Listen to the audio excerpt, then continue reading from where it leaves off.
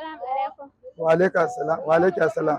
Za mu so mu ji sunanka. Yawwa, sunan na Suleiman Abdulsalam daga karamar hukumar Wudil. Me takaitaccen tarihinka?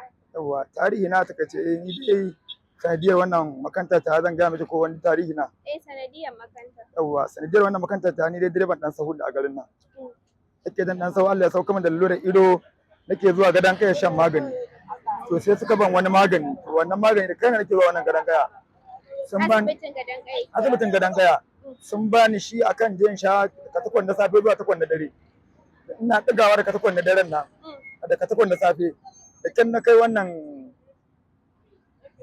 bankin nan. Ɗigawa farko aka samu. Wallahi ɗigawa farko suka ɗiga min shi suka ce je takwan na dare ma kuma ɗigawa. Kenan da ba makawo bane. Da ba makawo bane. Ko shekara uku wanda makan cewa hudu ba ga. Ina ɗiga nan da kyar na kai dan marke. To wane mataki aka